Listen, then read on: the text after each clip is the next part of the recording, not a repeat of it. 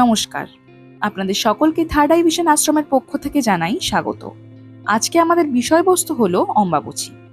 2024 সালের 22শে জুন শনিবার সকাল 8:43 ঘটিকা থেকে 25শে জুন মঙ্গলবার রাত 9টা 8 ঘটিকা পর্যন্ত অম্বাবচী পালিত হবে। অম্বাবচী কি? হিন্দু ধর্মের বাৎসরিক উৎসব হলো অম্বাবচী। লোকবিশ্বাস মতে আষাঢ় মাসের 7 তারিখে মৃগশিরা নক্ষত্রে 3টি পদ শেষ হলে পৃথিবী বা ধরিত্রীমা ঋতুময়ী হয়। এই সময়টিতে অম্বাবচী পালন করা হয়। জ্যোতিষশাস্ত্রে বলা হয়েছে, সূর্য যে বারের যে সময় মিথুন রাশিতে গমন করে তার পরবর্তী সেই বারের সেই কালে অম্বাবচী হয়। এই সময় প্রতি বছর কামাখ্যা দেবী ঋতুময়ী হন। 51 শক্তিপীঠের মধ্যে অন্যতম 4টি আদি শক্তিপীঠের একটি হল কামাখ্যা মন্দির। পুজোর রীতি অনুসারে অম্বাবচীর প্রথম দিন থেকেই কামাখ্যা দেবীকে লাল কাপড় বা ওড়না অর্পণ করা হয়। লোকবিশ্বাস, দেবীকে লাল অর্পণ করা হলে ভক্তদের ইচ্ছে পূরণ হয়।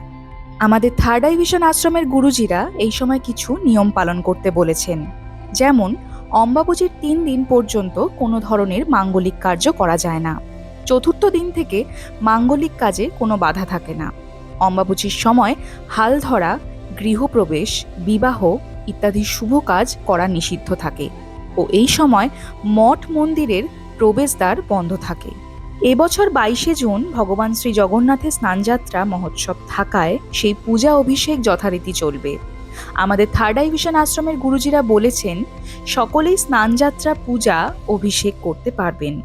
শ্রীক্ষেত্র পুরীধাম সহ বিশ্বের সকল মন্দিরেই স্নানযাত্রা এবং পরবর্তী ভগবান শ্রী জগন্নাথের সকল সেবা পূজা এবং সকল মন্দিরেই নিত্য সেবা পূজা যথারীতি চলবে। আমাদের থার্ড আই ভিশন আশ্রমের গুরুজিরা কিছু টোটকা আপনাদের সকলের জন্য নিয়ে এসেছেন, যেমন এই সময় অবশ্যই আমিষ আহার বর্জন করবেন। মাছ, মাংস, ডিম, পেঁয়াজ, রসুন, মসুর ডাল, মাশরুম, কলমি শাক খাবেন না। এই 3 দিন আপনারা কি কি করতে পারবেন?